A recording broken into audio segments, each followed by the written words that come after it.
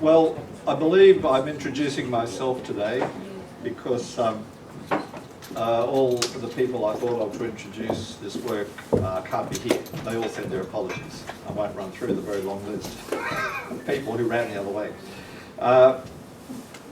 So here we go. I don't think we have anybody on the Gold Coast. So this presentation is a very quick gallop through a whole range of work that I've been involved in, and also a number of colleagues. I'd like to acknowledge Fluckiger and Greer Johnson from GIER, and Peter also from, you're from GIER now these days, aren't you? Well, sometimes. Sometimes, yes. And anybody else from GIER. GIER is a partner with us in our current project. So it's probably a different title from the one I advertised slightly, Creating Pathways to Child Wellbeing. You'll notice that creating is in capitals, or create is in capitals. Yes, it is an acronym. And then the subtitle, I thought today I'd use this one, Using Prevention Science to Strengthen Families, Schools and Communities. But there are many versions of the subtitle. And I'd like to acknowledge all of the team here at Griffith who are contributing to an ARC application, a linkage as we speak, and will be actively involved in this project over the next 3 years. So I thought I'd start with some basics. I rather like these points that are listed here. Why do we focus on children, particularly young children, and their development, and young people? And there are really three critical issues. First of all, it's a question of, well, it's fundamentally a question of values. Children are beings, not just becomings. In other words, we value them for what they are now, not just the taxes that they'll pay in the future or the savings to the government that we might achieve if we successfully prevent their involvement in crime or school dropout or whatever it might be. Secondly, we live in a democratic society, so-called, where all children and young people should have the right to access opportunities and to participate fully in society. And I rather like that emphasis rather than, you often hear working to help children develop their full potential. I don't know what it means. I've always found that phrase, full potential, meaningless, personally. So I have no idea what my full potential is, and I'm nearly, right at the end of my life and my career. Maybe not quite at the end, but getting closer. Who knows what one's potential is? But what I do know is that we need to open doors for young people in disadvantaged communities because a lot of doors are shut, whether we know it or not.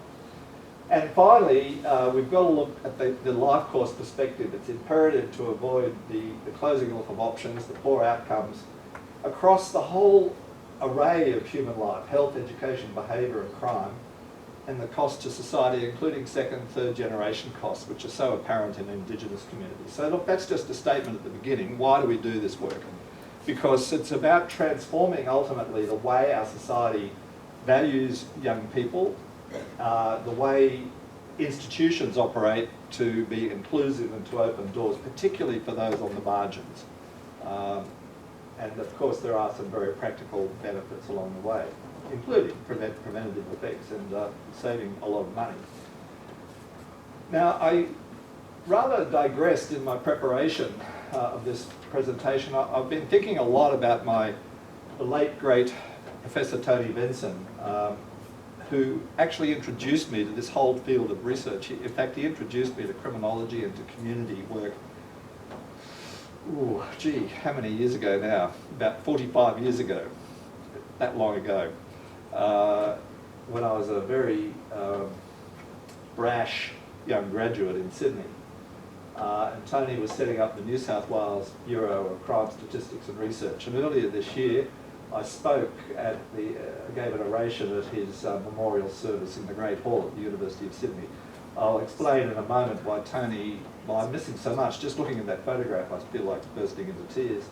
But he was probably the biggest influence on my early development in my professional life. And I want to refer to some of the things he said 10 years ago in a presentation here at Griffith. I then want to very briefly touch on some research that we've been doing with Rebecca Wicks on a longitudinal study of Brisbane suburbs. Not a longitudinal study of children, but a longitudinal study of community functioning at the whole of community level. Thirdly, I want to very briefly touch on the work that Greer and Bev are doing in building bridges between schools and families, because this has been a recurring theme in our own work through Pathways to Prevention. And the particular focus this year and early next year that Bev and Greer will be engaged in is measuring and building school principals' capabilities for authentic engagement with vulnerable families. And that remains a huge unsolved problem, not only in Australia but more broadly. And if you have any doubt that this is of critical importance for those of you who have a criminological perspective, I could cite several recent studies which highlight the critical importance in the life course and in child development of actually not dropping out of school, of achieving adequate grades at school. Turns out that when you do one of these huge American longitudinal studies, one of the best predictors of violent behaviour as a young adult is actually low GPA, low grade point average, and then of course that's connected with dropping out of school as well. So grade point average, academic achievement, turns out to be fundamentally important, even when you control for everything else. But also attachment to school, connectedness to school has, it seems, a whole range of benefits in terms of other aspects of child functioning. Obviously, it's going to also promote academic achievement, but it also promotes social and social adjustment, social and emotional well-being. And so it goes. So these are critical areas for preventative intervention if one takes a developmental life course perspective. And then if we get time, and I actually really get started in this presentation, I'll describe the work we're currently doing in the CREATE project and the framework that we're building and desperately trying at the moment to finalise our recruitment of partner organisations for our ARC linkage.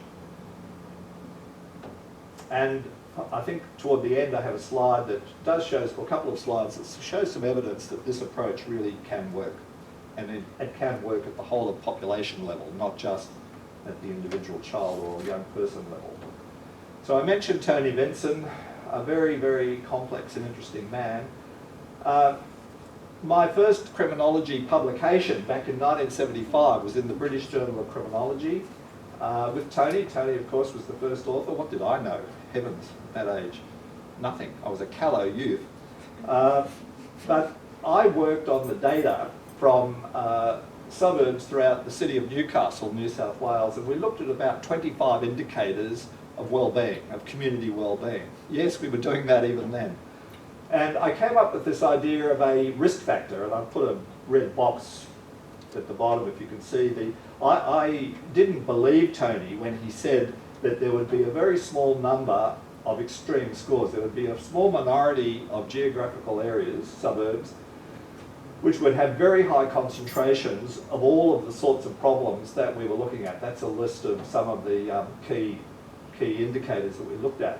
And I was interested to read again that we had, even in those days, school exemption as one of the, still very hard to get that data in many cases. In New South Wales, it's really hard to get data on school exemptions now, but 40 years ago we could do it. Now I remember as a young researcher actually going into the filing cabinets of some of these government departments and going through the files and actually pulling the data out. That's how we did it. But the data is still there, but they're not always accessible. But we looked at the use of social services, social agencies, truancy again. I think that's problematic to get in New South Wales now without some special deals.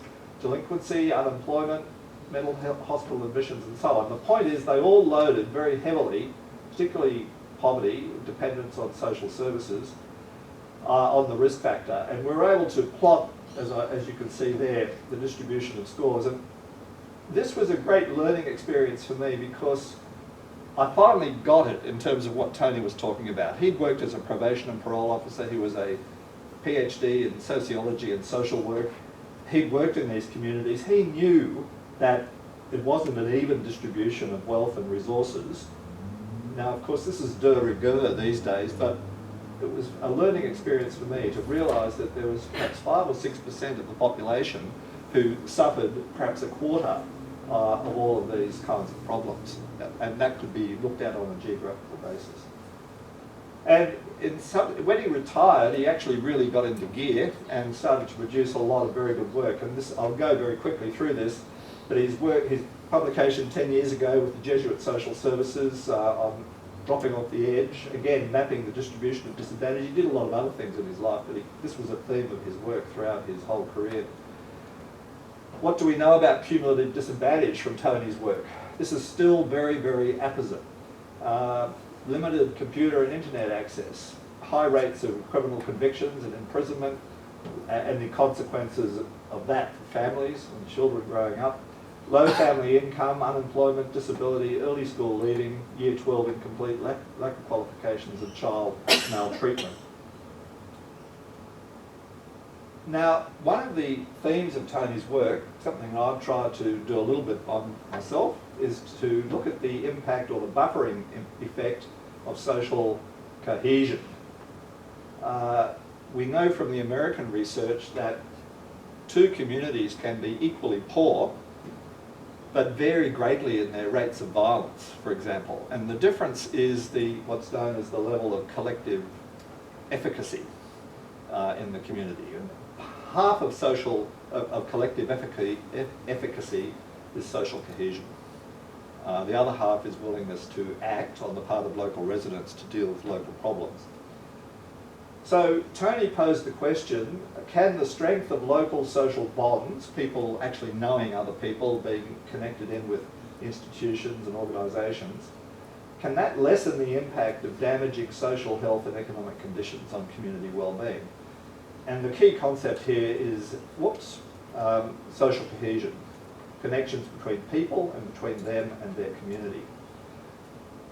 Well, as I said, we picked up on this in our work in Brisbane, and the social cohesion and trust questions are there. They're taken from the work of Rob Sampson, Harvard University in the US, and they're five very simple questions which are part of the data set in the Brisbane community study.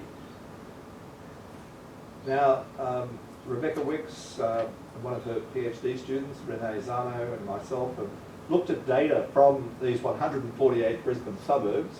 We looked at 3 waves of data collection between 2008 and 2012. The dependent variable was police recorded violence. That would be both domestic violence and violence occurring in the public places. And the key predictors were social disadvantage, taken from the ABS data, and the survey data that we had collected over those 3 waves of data collection on social cohesion and trust. But this is a measure at the community level. So each of those 148 suburbs has a score in terms of the level of social cohesion and trust. And we're asking the question, and there were other predictors as well, demographic and social mobility and so on. We're asking the question, what's the role of particularly these 2 variables in predicting levels of violence?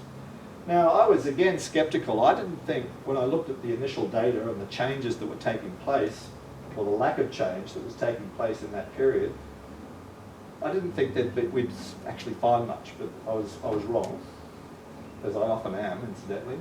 That's just a map of Brisbane showing some of the suburbs we looked at. Red is the increase in violence, and the other pale colour is the decline in violence. The neutral colours are communities that weren't in our study. It's very hard. I've got a little commentary on which suburbs went up and which suburbs went down. It's quite interesting, but I won't talk about that now.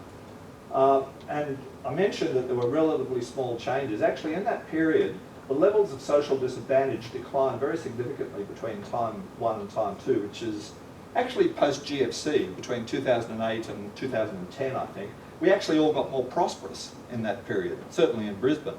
It's very interesting. But what didn't change was in fact, there was a slight decline over that period, very slight decline in levels of social cohesion and trust over the 3 waves of the data collection. Now, this is why I was sceptical. I didn't think we'd see any connection between social cohesion and trust and any changes in the violence rate. And that's the log of the violent crime rate, logarithm, which to me shows no change at all. Of course, that's an average change.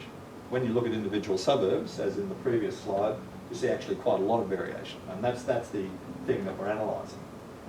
Well, I'm not going to produce all the tables and analyses. which is a very complex analysis, but essentially it showed that with increasing disadvantage over time, you got an increase in violence, but with increasing cohesion, you got a reduction in violence.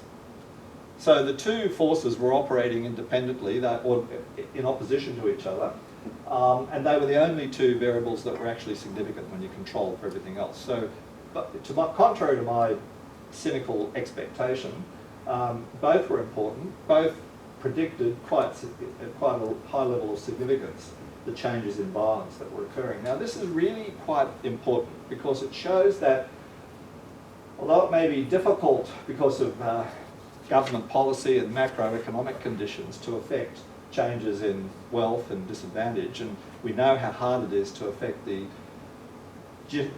distribution of who gets what. Suzanne Karstedt could tell us all about that. The growing inequalities that occur in our various countries. It's very hard to control the blue line, but we might be able to do something about cohesion. And that led us to the question, can these community partnerships that we're working with that are delivering a whole range of services for families and children actually have an impact on improving the connectedness of those local communities and the sense of cohesion? Now, I can't answer that question today, but, and I probably, well, it really requires another whole research project. We have a PhD student working on that question at the moment, but it's going to take a fair bit more effort for someone to set up an intervention and to do the rigorous research to see if we can engineer improvements in cohesion and hence reductions over time, not only in violence, but actually in a whole range of other community level outcomes. So, how do we do it? I remember years ago, Yuri Bronfenbrenner, again, a very formative influence in my early life, an American developmental psychologist, now dead unfortunately, who said that in a lecture that I heard at Macquarie University in Sydney back in May 1980, he said, we need to create formal support systems that generate and strengthen informal support systems that in turn reduce the need for the informal systems. Now, to me, that's still a very, very good blueprint for how we should go about building community strength, strengthening community, and what the consequences could be in terms of the billions of dollars that governments spend through schools and social services, particularly in socially disadvantaged communities. And the latest iteration of this story is Gonski 2.0. where we're actually funding, we're finally funding schools on a more rational basis in terms of measured community need or individual child need as measured by the area that they live in. So this is a story that is going on still, and we don't know the answer to how to do this yet, but we need to find out. Here are some thoughts. Firstly, organisations and schools delivering services for families and children need to maximise the participation of parents and community residents in decision-making, planning and implementation. Now that does not happen. This is partly what Greer and Bev's project is about, as part of our CREATE project. Secondly, we need to make sustainable outcomes after the period of special funding has stopped. We need to make that a priority by empowering parents and residents to keep doing what works. Because some things do work, and I'll show you some evidence in a moment that actually quite a lot of things work. Most of what we do in disadvantaged communities does not have currently a strong evidence base, and that includes what schools do, as well as what community services do. We need to change that, that story as well. There is a lot of talk about doing it and some move in that direction, but we need to know what works, and then, but more importantly, we need to, as I said, empower the local community to keep doing it and resource them to do it. If we depend for the rest of our existence as a society on formal services, then we're simply at the mercy of whatever government and whatever political philosophy is operative at the time. I can guarantee that in Australia in the future there will be some feral government which will want to cut the formal support systems. So we need to be prepared for these kinds of variations in government policy. So we do need to use the energy and imagination of local people to help make connections between institutions and groups like schools and community organisations. And there is some intriguing evidence from the US. Sara from the Prevention Research Centre at Penn State has looked at the social capital consequences or the effects of these community partnerships that deliver programs and services for young people in American communities. And she has found that service delivery via what are called community coalitions or partnerships of service providers can create bridging social capital. In other words, it can help make these connections, and they've got empirical evidence for that. So this is not a hopeless cause at all. It's just that we're not thinking about this. Government has in their policies, the Department of Social Services talks about strengthening community, but they don't know what that means and they don't know how to do it. So there is some intriguing evidence here about the directions we should go in. Now all of that is by way of backdrop to getting on to the main story. So, now this is a slide that Emeritus Professor Neil Dempster used at a presentation in Dublin last year at an education conference. It's 50 years, actually 51 years now, since the famous Coleman Report into Equality of Education Opportunity was published in the US. And it was actually Coleman that introduced the idea of social capital, or at least he revived the idea of social capital. It wasn't, what's his name, from Harvard, Bourdieu talked about it. Becker. Not Becker. Well, Becker talked about it as well. Sorry, I've just forgotten the guy. Sorry? No. No, of course not. Social capital. Social capital. Oh, Putnam, yes, Putnam. I should remember that because he was here in Brisbane giving a seminar on 9/11, September 9, 2011. And I know he was stranded in Brisbane for a few days, which is why I remember his talk on social capital, building communities, and it's really vivid in my mind. Anyway, the point is the Coleman Report predated a lot of this work. And what, amongst many other things, Coleman said that he found that family background, socioeconomic status, and race were all more significant in accounting for differences in student school performance than in-school factors. And I've just noticed from Lisa Thompson's work, Lisa's one of our PhD students who's been doing a wonderful literature review on a lot of this stuff. There's a recent criminological study that looks at the impact of two indices of cumulative risk. One is school risk and the other is neighbourhood risk. And I won't go into the details. The dependent variable was children's academic achievement. It turns out that school risk accounted for 15% of the variance in achievement. School risk was measured by things like, it's very dark in here, student mobility, school building quality, experience, absence, turnover of teachers and so on. So not actually teacher quality, but a lot of the things about schools that create instability or in some cases some degree of chaos. Anyway, school risk accounted for 15% of the variance in achievement, and neighbourhood risk, all the things you could expect went into that index, accounted for 30% of the variance. So again, this just reinforces Coleman's finding that what's going on in the neighbourhood and in the family is actually about twice as important as what goes on in the school in terms of predicting it. Now this message, you wouldn't know that this research had ever been done and this report had ever been published if you read all the commentary on Gonski, because quite properly a lot of the emphasis is on building teacher quality. It's about actually increasing class size so you can use your best teachers more effectively. My colleagues would know a lot more about that literature. There's a lot you can do within schools, and that's what led to the school effectiveness movement. But for 50 years, the great bulk of effectiveness and improvement research has been conducted inside the school gates. Far less attention has been given to studies of the relationships and strategies needed to bring inside and outside school efforts together to improve all the things about kids' lives that we're all interested in, including keeping out of trouble. And that's where the initiatives of, in fact, the long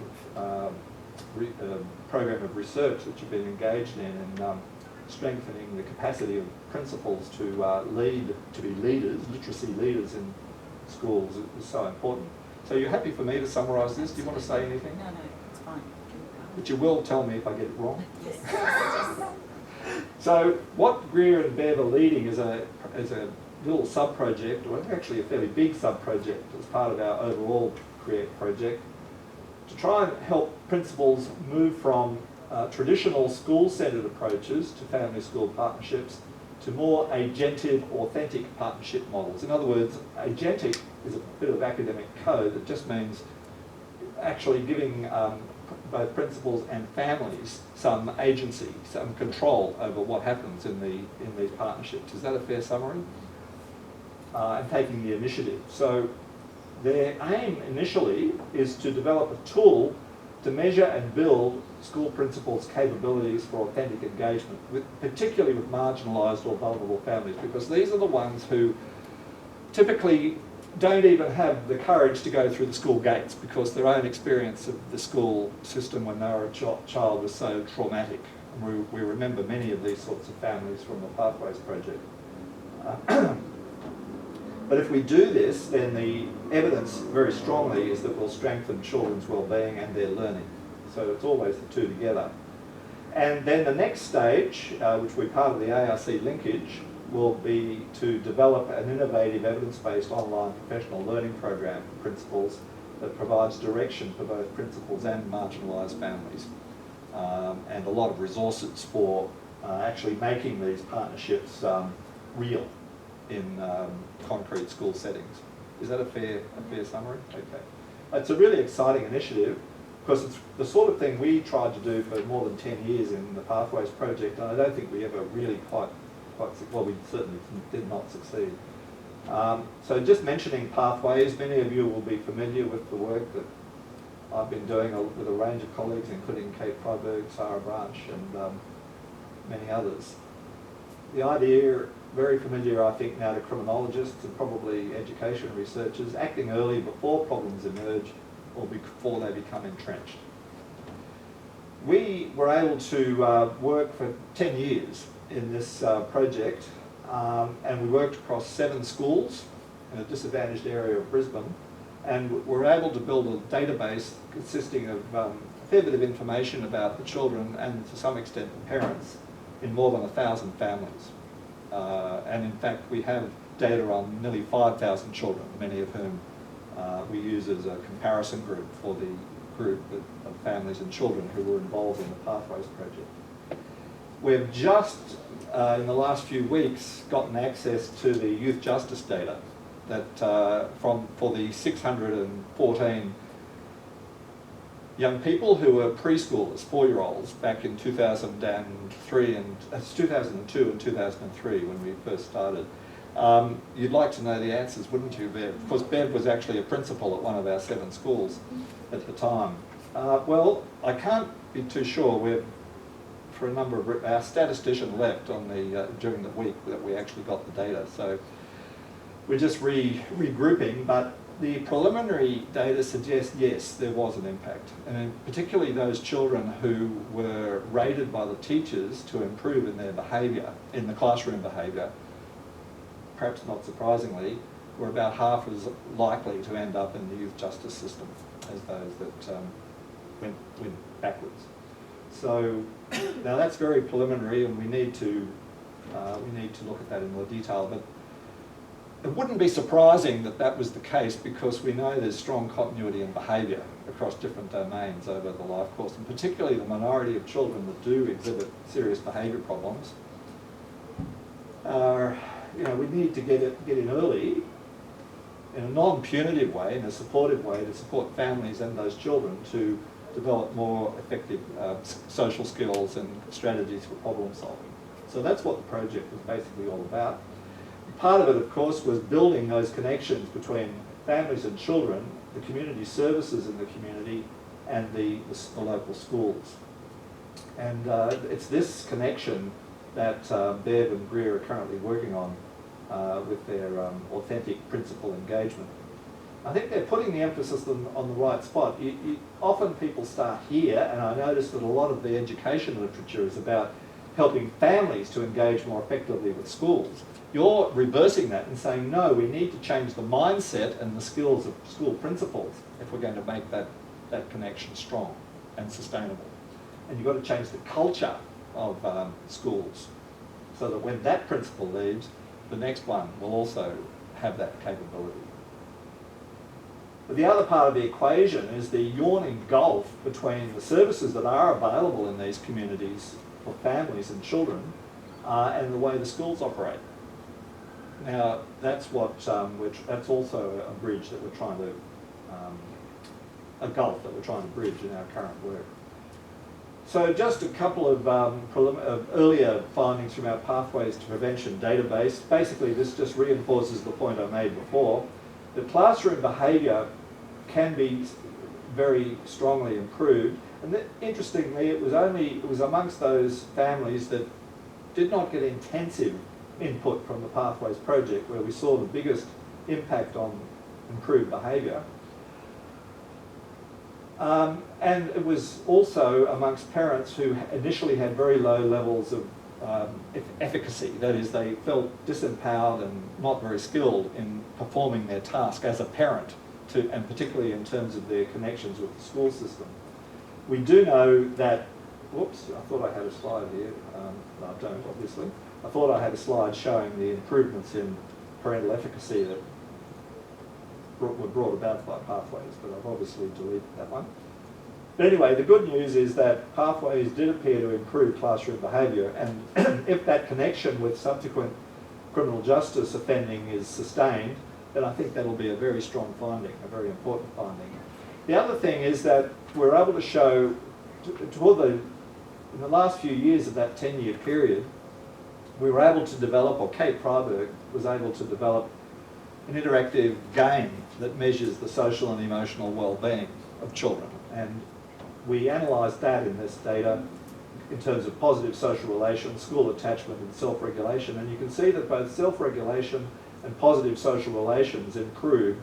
School attachment also improved, but not to a level of statistical significance. And again, it was concentrated amongst those families who perhaps had only up to 5 contacts or sessions with the Pathways program. And I really haven't described what Pathways did, because I don't have time, but I'm happy to discuss that in more detail with people who are interested. Anyway, the point is that the intervention, the family support work particularly, seemed to have an effect both on classroom behaviour, but also on the social and emotional well-being of the children. And we know these are connected, and we know that particularly the capacity for self-regulation, or in fact all of these things, are foundational for future success in life. So if you can actually boost social and emotional well-being in children, you're laying a stronger foundation for being successful at school and successful in life. Really, that's what it boils down to. And again, this has not been a focus of our school systems in Australia, but there's a huge amount of interest now in student well-being and in social and emotional well-being. And I think it's not too much to say, Kate, that there's been enormous interest in the new version of this measure called Rumble's Quest. I might have a picture of Rumble in a minute, because schools know that getting an interesting measure of well-being, the kids are actually they're keen to play the game, and we get all the data out of them in the process. It's all very ethical, and schools are keen to. It's very ethical. Of course, it is. How else could it be? There's no trickery or deception, and in fact, we put a lot of effort into that side of things. Anyway, I'll move on. Now, I talked about evidence before. Now, I don't expect you to read this slide. It's just an excerpt from a paper published about a month ago in the journal Criminology and Public Policy. It was by David Weisberg, David Farrington and Charlotte Gill. And it's basically what's known as a forest plot, or it's actually half of a forest plot, which shows the effect size of a whole huge range of different kinds of interventions, both for rehabilitating offenders, but also for preventing offending in the first place. You can't see it very clearly, but there's a vertical line here at 1.0, which is basically the null effect. So this is an odds ratio, a graph of odds ratios. So the higher you are up here, the bigger the impact. Now, I'm not going to go through, I've just put arrows, red arrows, on family programs, family support programs. And all of these scores are derived not from individual studies, but actually from systematic reviews or meta-analyses of studies. So this is a systematic review of systematic reviews, which I believe are reasonably common in medicine, but this is the first one in criminology. Now really the take-home story here is that a huge array of strategies which are based on research and well implemented actually work. 30, 40 years ago, nothing works was the mantra. I'm old enough to remember that period, and I think it was probably true in the, maybe it was true in education at that time, I don't know. But it was very much the case in criminal justice that the message was nothing works. It was a recipe for despair. It was in the early days of neoliberalism, and it was the nothing works mantra that actually helped to implement all of those high incarceration policies in the US. You know, they went crazy building prisons and locking people up. And part of the basis for that was, well, nothing works. Well, it's not true 40 years later that nothing works. A huge array of different strategies work, and they work to a very substantial level. Even the ones that are at the lower end here are still showing effects that in the real world are quite substantial. Like you could have 30% reductions in offending at this, even down at this level, or even higher up here. Very, very important study. So, how are we going for time? Well, we're now getting on to the main project, the CREATE project. Now,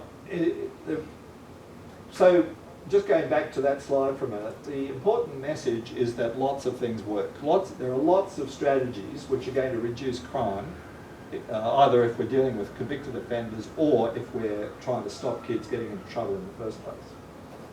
Incidentally, we don't have nearly enough of these studies for white-collar crime. I have come to the conclusion that white-collar crime is no different from any other sort of crime. I think social bonds and self-regulation are particularly important, and I'd be prepared to hazard that if we could ever get to the point of doing this sort of analysis, we'd get exactly the same results. We can prevent white-collar crime. Anyway, moving on. Now, where the field of prevention science has now got to, refreshingly, is how to build, how do we move from these small-scale studies of effectiveness to large-scale systems? And that's called Type 2 translation. The aim is to build infrastructures and the capacity for broad translation of evidence-based preventative interventions into community practices through prevention delivery systems. These are major systems of service delivery. I would include the school system as a potential prevention delivery system. Because if you can actually stop kids getting excluded, suspended, misbehaving and achieving, you're going to have a whole lot of benefits for those kids, but also for everybody else. And not only now, but into the future. So the school system's a prevention delivery system as well, if we operated in a way that was based on the evidence. So here's a summary of what our project's all about. We're concerned in this project with youth crime, but also with child maltreatment, with school dropout, with drug problems. We're trying to stop what are sometimes called complex adaptive child problems, or wicked problems. And there are two key themes. One, whoops, press that button. There's a whole social movement now focused on this idea of collective impact. That is the idea of if different organisations work together collaboratively, then collectively they can have a real impact on these sorts of problems in a way that they can't on their own. The isolated impact can deal with concrete, specific, small-scale problems, but if you're wanting to have a long-term impact on these complex adaptive problems, then you need a collective impact approach. That's the argument. I think it's probably correct. But the other side of the equation, as far as our project's concerned, is we want to bring in the science. We want to bring in the evidence on what works and actually the evidence on how we can collaborate. Because it turns out I've been to workshops in Sydney in very fancy buildings where 2 floors of the building have been fitted out like a playgroup area. And all the adults for 2 days do a think tank and they play games, and I hated it. I actually hated it. Anyway, it was all about building an understanding of and a capacity for collective impact. And these were people who were, you know, some of them were paid $1 million a year, and they were taking time off to learn all about collective impact. Yes, there is a whole world out there of interesting people doing interesting things that we as academics don't know anything about. And there's a lot of money behind it as well. Anyway, what I discovered in the 2 days is that nobody had any idea that you could have a basis in research and evidence for how to do this stuff. There is actually literature on how to collaborate. But everybody just assumed, oh, we'll all get together and hug, and then we'll be able to collaborate, and we'll perform miracles. Suddenly, all of these problems will disappear. Well, guess what? We actually do have to bring the science in. And I talk about the collective impact tsunami. That's the best tsunami I can find. And you know, this is, if you do a Google search on collective impact, you'll find something like, oh, I don't know, 10 million hits or something. This is huge. This is just typical. Could this change everything? Well, probably not, but we'll see. Anyway, we would say without backbone support based on prevention science, the collective impact movement will be a wipeout. That's our analysis. And so our team created this acronym, CREATE. We have a 3-minute video which explains what collaboration, relationships, working early in the pathway, getting in early, being accountable through a clear focus on measurable outcomes and shared responsibility for clearly articulated goals, and empowering the workforce through training and development, and of course having a basis in good evidence, all within a framework of good governance and community empowerment. So that's the theoretical framework, which if you like, the operating principles of the work we're doing. It all comes out of our earlier work in pathways and in the larger literature. I would show you the video if we had time, but we don't, and some of you have seen it anyway. So there you go, that's what it's all about. And our goal is to make existing prevention delivery systems better. In this case, we're using a program that the federal government has funded for 14 or 15 years called Communities for Children. That's a map of Australia showing the communities where that program operates. And we're working in 3 communities here in Queensland, 6 in New South Wales, and at least 2 of these communities in Tasmania. But we're also drawing in as much as we can, in fact, both state and Catholic schools in each of the communities we're working in. We're working in 11 of those communities altogether. But also state government human services as much as we can. And we're building what is known in the prevention science literature, I think the battery's going, a prevention, translation and support system to support the delivery system that is represented by Communities for Children. Yeah. Okay, so tell Carrie we need to replace the batteries. There are the communities, and look, that's the team on the left, Tara and Jackie and Bev and Greer and Kate and who else is here? The government departments are listed there. 3 of them are still being delinquent in not signing their agreements, but we have nearly all of those non-government organisations on board. So I won't go into a long discussion of who they are. I've spent half of my time this year trying to stitch up agreements with the organisations in the right-hand columns. Why would I do that? Well, because it's the price you have to pay if you're actually going to do something at scale with an impact in the real world. It would have been much easier just to write about this. I love writing about this stuff, but it doesn't equate to actually doing something about it. So that's the story. So we're trying to bring schools, state-funded services, and NGOs funded through this Communities for Children program around the one table to focus on the needs of children. And at the moment we're building a database of community child need, which will include scores from, okay, I'll go back to that in a minute. It'll include scores from Rumble's Quest, which is the measure of social and emotional well-being, which generates a whole lot of risk and protective factors for children, which we will be able to put onto the table So local schools and local community services can for the first time have a rational basis for identifying their priority goals based on the identified risk and protective factors that underlie the headline problems that are in the data that we're assembling for each of these communities. Does that make sense? Now, that exercise turns out, it's very easy to say that's what we're doing. It's really, really hard to get all the data together and to then build a whole system of support and guidance for these local community partnerships to understand their data and to move from the headline data to the underlying issues that they should be focusing on with their collective efforts. This has never been done at any community partnership, and including schools, has looked at data on their local community, used a systematic process based on research to identify priorities for children in that particular community, and then to work collaboratively to introduce evidence-based practices to address those problems, which are tailored to the needs of that particular community. We have evidence from the US that this approach can work, but it has never ever been done in this country. So that's probably the major innovation of our project, and indeed just bringing schools around the table together with the community services is going to be a major achievement if we can pull it off. And we have people working in those communities who call collective impact facilitators. Anyway, the rationale here, I like this cartoon, I'll give you a moment to assimilate it.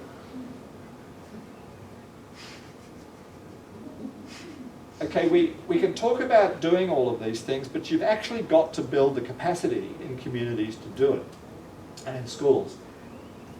Nobody disagrees with the ideas here. In fact, people get very excited when we present this stuff around Australia. But we keep reminding them that you can't just go out and do it. A group hug is not going to be adequate. You think I'm joking about that, don't you? I'm not. Let's just all work together. Now, it takes more than that. So you've got to build the capacity to do it, the tools and the methodologies. So with the help of a whole range of people, particularly Sara Branch and Kate Freiberg, we're building the Griffith Prevention, Translational and Support System, which we want to create in a form which is actually going to be a permanent repository of electronic tools and resources. Kate tells me that description that I have there under point 1 is very, very inadequate. So I'll update it after this presentation. But essentially, there's interactive games, there's online measurement tools, there's support modules, interactive tutorials. What else, Kate? Videos. That's it. But they're all part of an integrated conceptual whole.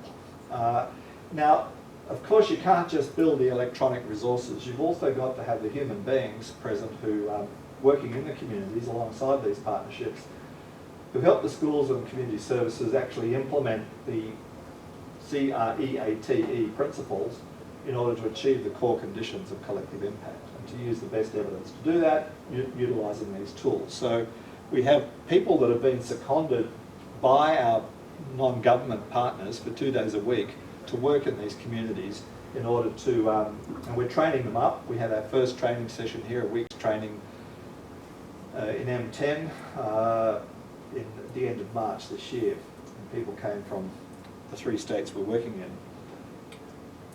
So we're working within this framework, the Create Change Engine. I'm going to stop in a moment. Coming together, deciding together, planning together, doing together, and reviewing together. We're calling that the Create Change Engine. The engine for change, based on the CREATE principles.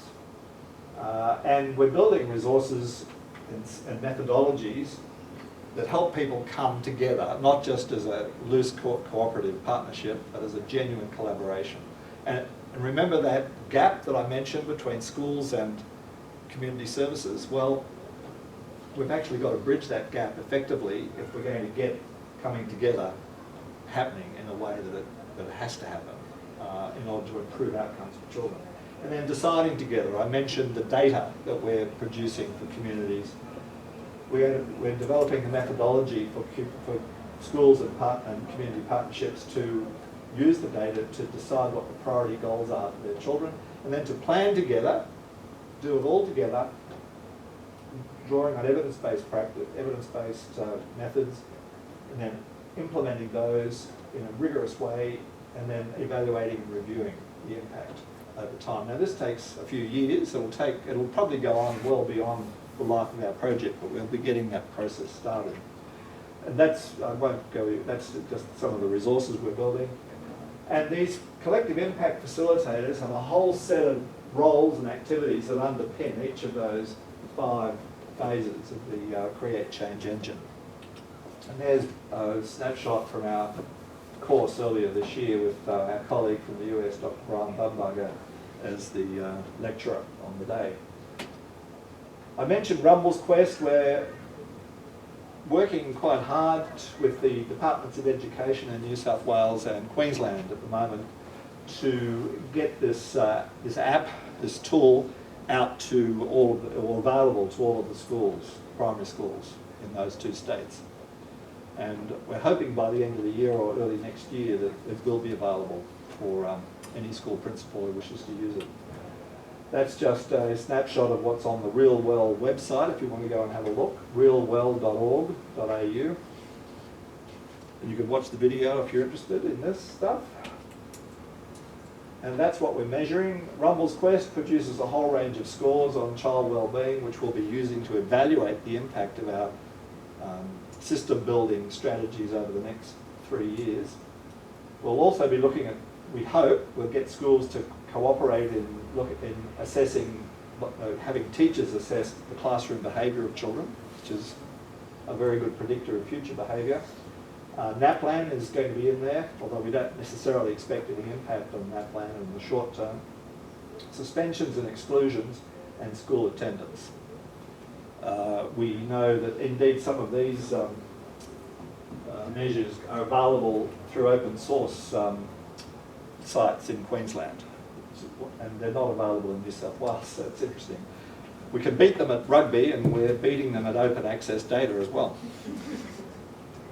And I said at the beginning that there is hope.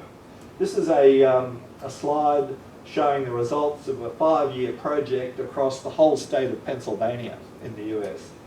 Those scores are at the community level, and it shows that when you do all of this sort of stuff that I've been talking about systematically and rigorously, that over the 5 years you get a 33% relative improvement in academic performance. This is junior high school, not primary, but not too much older than our kids. You get an 11% reduction in delinquency, an 11% reduction in the influence of negative peers, and a 16% improvement in reported school engagement. Now, we can't produce a graph like that in Australia at the moment at the whole of population level. This is really a result for the whole population of Pennsylvania. And it's based on tens of thousands of kids reporting their data over time. It's a very impressive result, but it does at least give us hope that putting all of the pieces in place in the way that I've described, if we can pull it all off, then over time, this country, in a future study, will be able to produce a graph that looks something like that, and perhaps has even more in it than that one. I think Australia can do a lot better than the US, because I just think we're inherently better organised than they are. And we've got the intellectual and we've got the human capital, the social capital to do it. We have the support of government to do it, even though it can be very hard getting individual organisations to the table. I think all the parameters are in place for this country to do some awesome work in this space. So I move into my twilight years and retire. I hope to be encouraging some younger people to do this sort of stuff, and to, it can be done and it will be done, I think, in the next few years. It's going to take a bit of effort to get there. I think that's it. So thank you.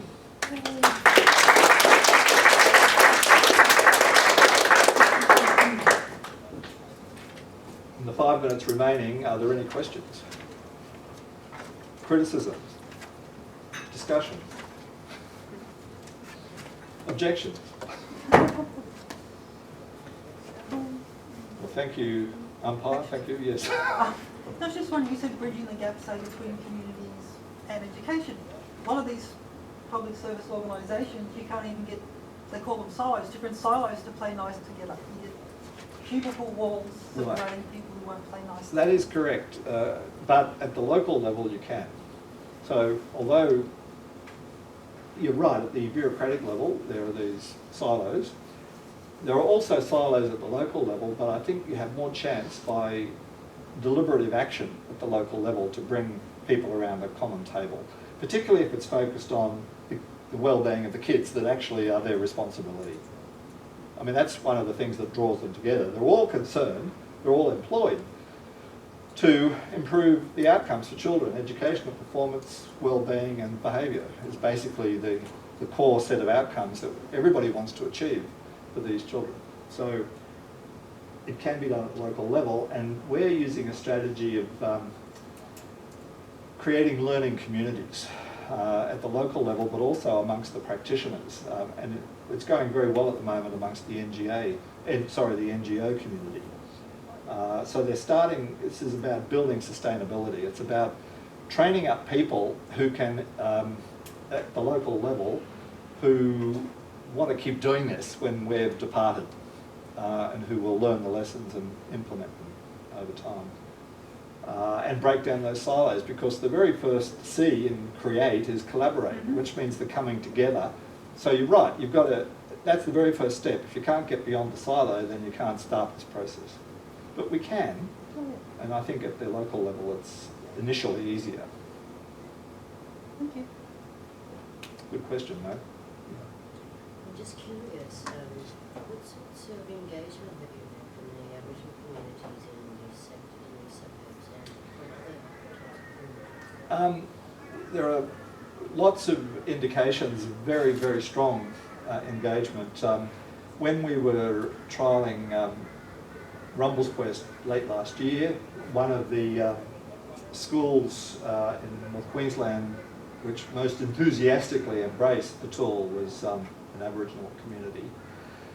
All of the communities we're working in have substantial Aboriginal minorities, and we're depending on the quality of the relationships between the local services and schools and those people, the Aboriginal people. That will vary, of course, and we're going to find out a bit more about how it varies as this work proceeds. But all of our experience to date, including with the Pathways project, is that we get equally positive outcomes for Indigenous young people compared with non-Indigenous. What matters is actually improving the conditions of their life, reducing risk factors, strengthening protective factors. And I think it's important the way that services engage with Indigenous families. In the Pathways project, 10 years, our community partner, Mission Australia, employed Indigenous people to work who were very experienced and who knew the local community, and they were employed to do the work primarily with their own community. That was a very good model, it was very effective. We also did it with the Vietnamese community and the Pacific Islanders. So there are different strategies you can use to reach out to different ethnic groups, including vulnerable families and Indigenous families. I don't think there's one blueprint, but so far our experience has been positive with respect to capacity to achieve that. And some of these C4C communities, particularly northern New South Wales I'm thinking of, actually are run by Indigenous community workers. Wollumbar is an example I'm thinking of. I think you're at the same conference where we had that video from... No? No, you weren't there, all right.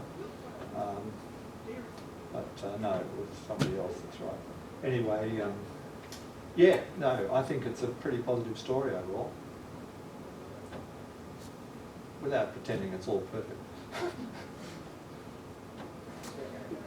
Okay, well, thank you very much. I'll be talking to you soon.